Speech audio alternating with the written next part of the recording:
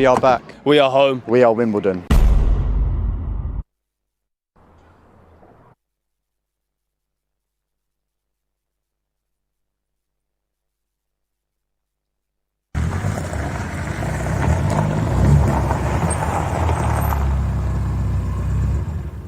We are back. We are home. We are Wimbledon.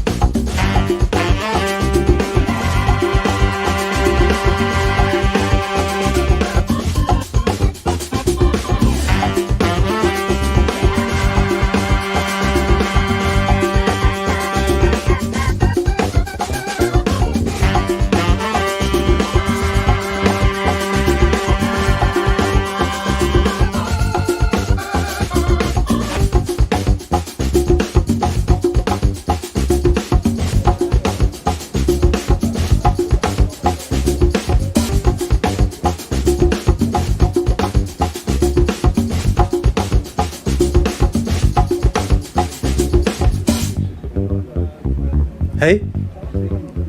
You're useless producer, what?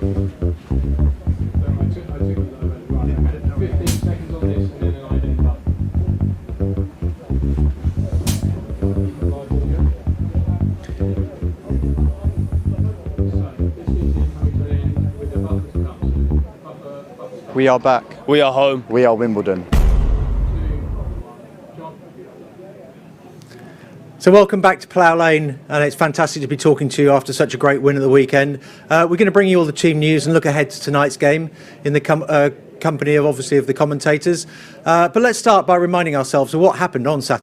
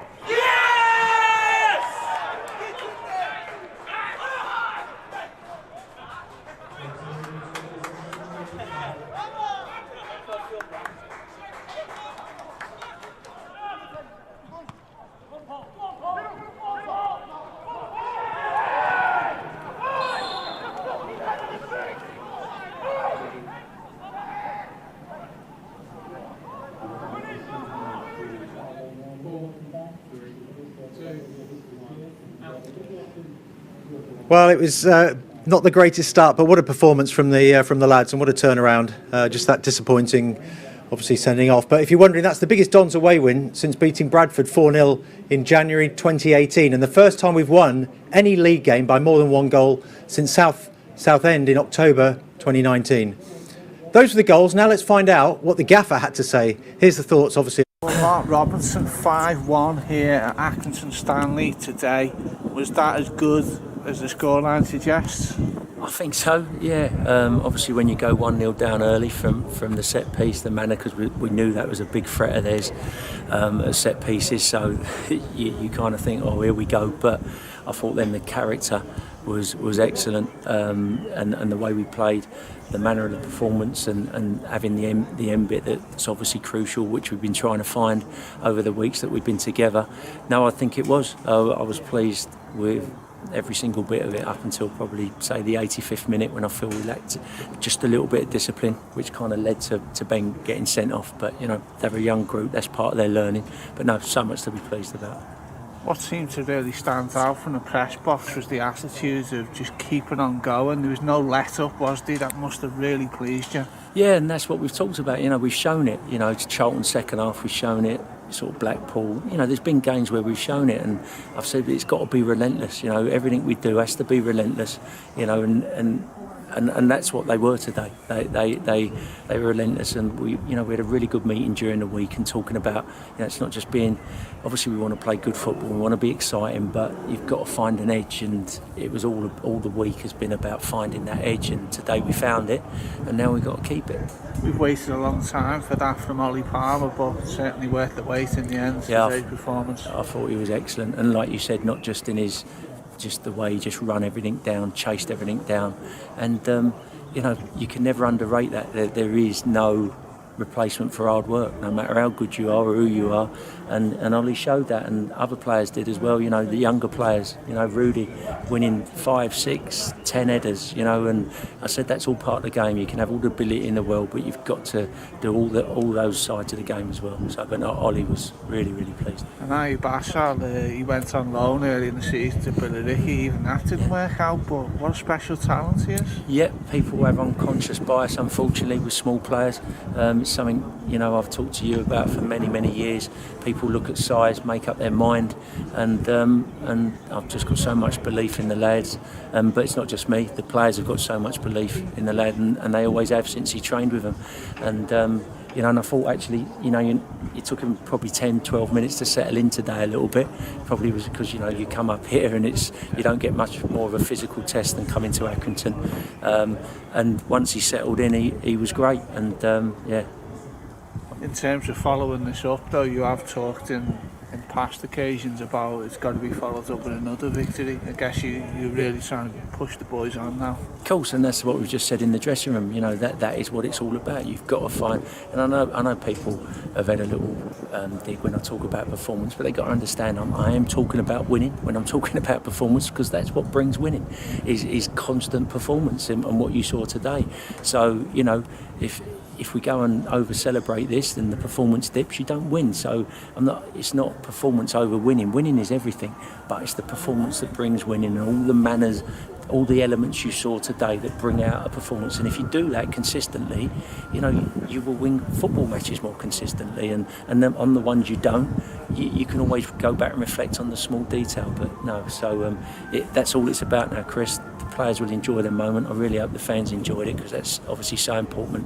You know, the whole thing, as you know, is about building attachment between players and fans. But my job and my staff's job is to you know, get focused and ready for Tuesday. Just over there, back in 2016, was a packed away end celebrating the second leg of the playoffs. Yeah, I know. What was it been like with some Dons fans there today? It'd be wonderful, and we miss them, you know, so badly, because, you know, I think, you know, football is about two things. It's about the fans and it's about the players. That's it for me. That's all everything football's about, and building that attachment. And that's all I want is you know, over time to build that attachment, so people wake up in the morning, they're excited. So, you know, I'm not getting carried away by one performance, but, you know, one of the players stood up there after and said, "That's us. This has to be us," and he's right. That has to be us. And then I think, you know, even in the games where you don't get the result you're looking for, you'll get forgiven and you'll get that element of empathy that you deserve. It's brilliant. Well done today, Mark. Cheers. Thanks, Chris. Yeah, well, I'm joined now by Mikey and Rob to discuss the team news and look ahead to the game. But, you know, just before we get on to that, what about the game on Saturday? I mean, you know, Robbo talking about last week, getting the players together again, believing in the process. You know, I think the players are now believing in it, and we saw the result on Saturday, didn't we? Yeah, it was superb. I mean, young Ayub Assal as well, really coming to the fore there as well. 2 goals for him. Ollie Palmer as well. We're seeing him come good at the business end of the season as well. So, but just seeing with Rob Toothey yesterday, Mike, just to say as well, it looks like Ayub's a bit of a marked man at the moment now. Players, you know, they're going to be looking out for him. Yeah, you've noticed that in some of the previous games, Rob. I mean, again, when teams have done their scouting on us, they'll hear about all of our up-and-coming players as well as all the established stars. And there have been previous instances where the players have kind of looked to kind of almost like gang up on the young man and maybe put him out of his stride and try and intimidate him in that way. But he's certainly got the confidence and ability to overcome any kind of, dare we say, underhand tactics that the opposition might employ.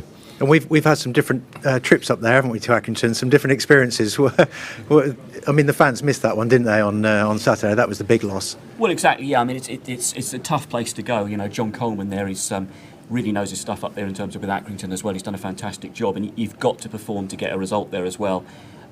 Previously, before that, of course, you know, memories of getting through to the League One playoff final. But yeah, that was a real test of character Saturday, wasn't it, Mikey? Yeah, I think where the Dons did well as well. Just from the off, we'd remember those previous encounters.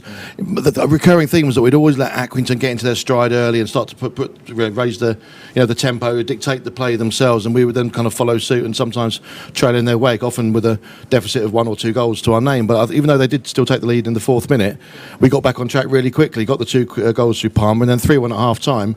And then it was a case of whether the Dons could carry that on early in the second half, possibly withstand a potential Accrington comeback. They did that and also enhanced the lead. played. So a tremendous day all round and payback for all those previous miserable visits to the Wham Stadium. Well, I saw the tweet from the chairman. He said, if there's any team I don't mind being beaten by, it's the Dons and everything that they stand for, but just not quite a thrashing like that. Yeah, I mean, we're expecting maybe a change of fortune at some point, maybe not to the extent that we eventually saw, but there's a lot of mutual respect between the clubs, two very similar kind of setups.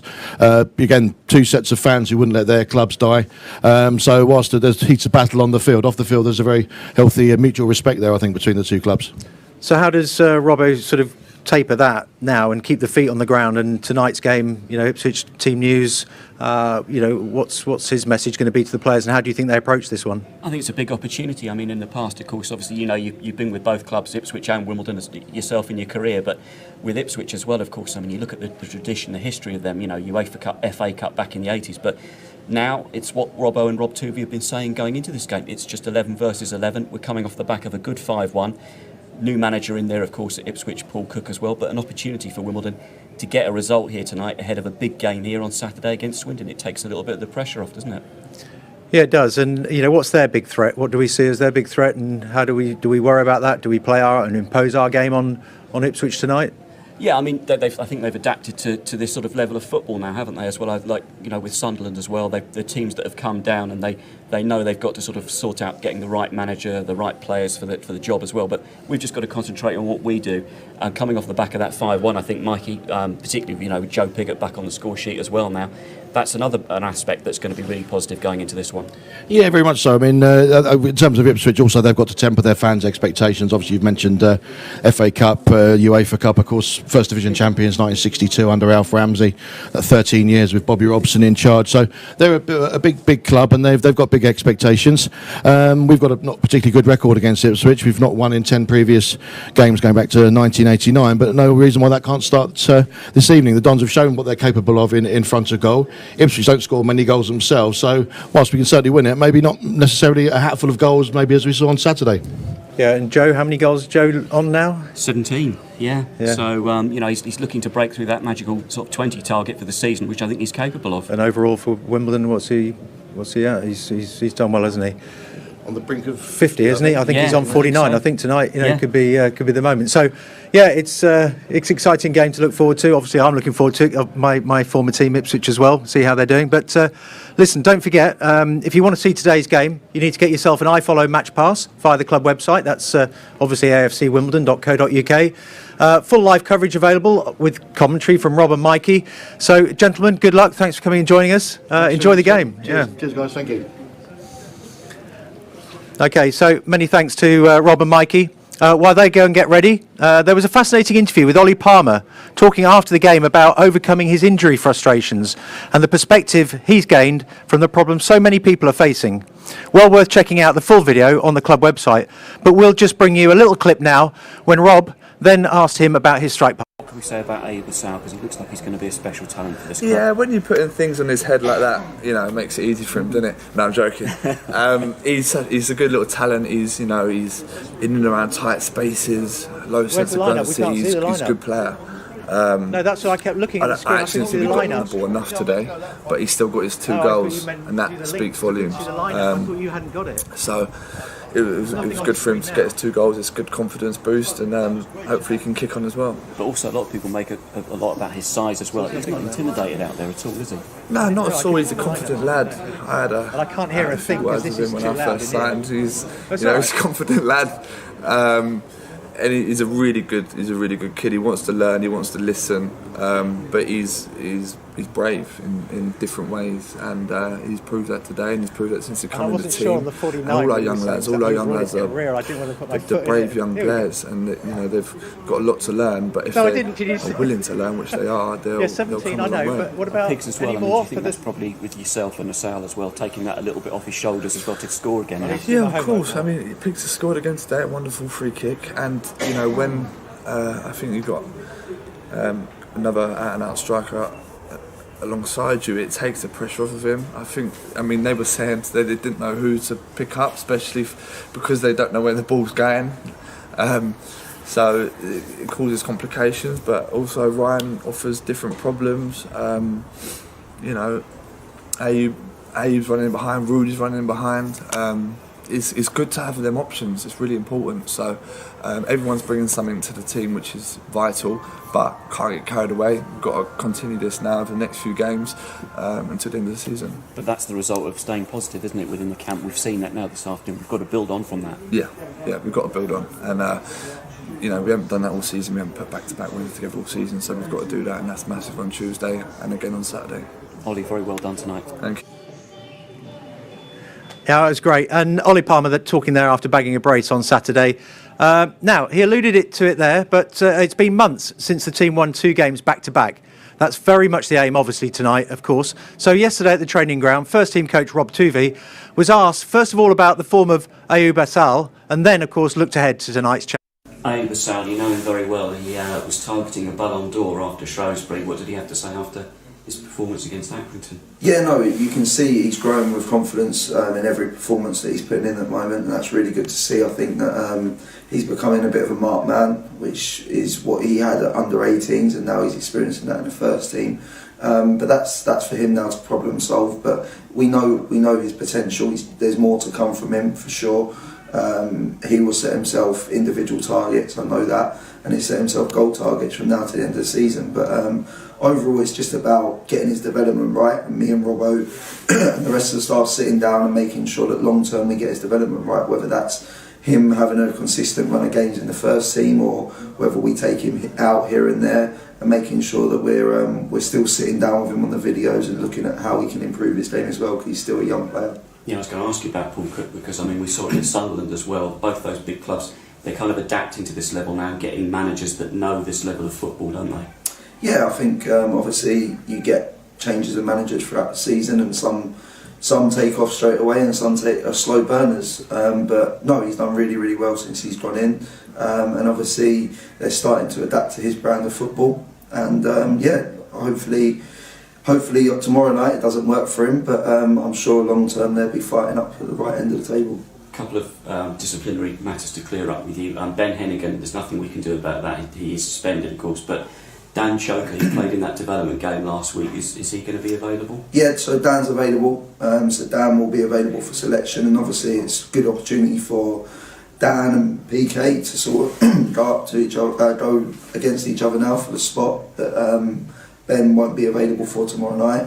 So yeah, it's good competition from them. I brought them in yesterday to just sort of freshen them up a little bit. So they've had 2 good sessions ahead of tomorrow night. So now it's for Robbo to sit down and decide which one of them deserves their opportunity. But they've both been pushing and they've both done really, really well in training. So we know that either one that comes in, they'll be ready. Okay, so just looking at the team lineup, we didn't quite have it before with the lads, but just Callum there coming in for obviously Ben sent off at the weekend, but otherwise same lineup. Nesta Guinness-Walker, So, tomorrow's opponents, Ipswich. One player who has good memories of facing Ipswich obviously is Nesta Guinness-Walker. He got his first Wimbledon goal in the Portman Road fixture last season, so we asked him about those memories and how it feels to be facing the Tractor Boys again, this time behind closed doors. Historic ground, and the Wimbledon fans that night were brilliant. So hopefully, come Tuesday, obviously the fans are not going to be there, but hopefully the boys can put in a strong performance and we can come away with a result. You mentioned the fans there, how much you missed them. Yeah, everyone for this final push as well. We'd love to have them there, and obviously it's a great shame we can't be there and have them in at Plough Lane. But hopefully we can do it for them, and next year we can have a season in League One with them in a Plough Lane. So much positive feedback from fans after the brilliant performance at Accrington. You played a part in the 3rd goal, perhaps a bit more of that from you and during the running? Yeah, hopefully that's all I want to do. I want to just put in my best performances and help the team as much as I can. Obviously having Ollie and Pigs up there is a great opportunity for the fullbacks to get crosses in and supply them, and hopefully get them a few more goals coming towards the end of the season. Okay, so let's hope for another goal from Nesta tonight. But it's almost time to sign off for tonight's game. But before we send you off to iFollow, we'll be back, just a reminder, before the Swindon game on Saturday. That's now going to start at 17:30, 5:30 p.m. So we'll be on air at 10 to 5, bringing you a match preview and, of course, the thoughts of Mikey and Rob before the game. We'd like your thoughts too. Send us your tweets or a short video via Twitter using the hashtag #PloughLaneLive. and we will of course try our best to include those. Here are two messages we were sent in by fans for tonight's game. What a fantastic performance on Saturday against Accrington. Absolutely buzzing. Scoring 5 goals. Been a while since we've done that on the road. Been a while since we've won by more than 1 goal in a game. Tough test tonight against Ipswich. Paul Cook in charge now. Difficult to know what they're going to be like. 3 of the last 4 games have drawn 0-0. Don't seem to score many goals. But we know the Paul Cook team, they're going to be set up and disciplined. I think it could be a goal in it. I don't think I can choose it, but if it was 0-0 tonight, I'd take the point and then roll on Saturday. Come on, you Dons. We are back. We are home. We are Wimbledon. Still fuming about not having a clean sheet on Saturday. Unacceptable. Okay, the 5 goals kind of do actually cancel that out. And actually, how exciting was it to see Ollie Palmer really come good? Actually, remind you of the contribution we had from Hansen in that final run-in. We're all experts at relegation battles. Next 3 games at home. Next 4 out of 5. I'm nervous about Portsmouth and Lincoln at the end of the season. So perhaps these 2 games against Ipswich coming up could see us get points and really cement our place up the table. Come on, you Dons. Yeah, we love those tweets. So keep those coming in, and we'll do our best to include as many as possible. But you, the fans sitting at home, look forward to the game tonight. Switch over to iFollow, and of course we'll see, enjoy the game. We'll see you on Saturday, and bear with us while we get all the teething problems sorted out. While the producers and myself and we get used to the whole system. So love bringing you this stuff for you. And as I said, enjoy the game. We'll see you on Saturday. We are back. We are home. We are Wimbledon.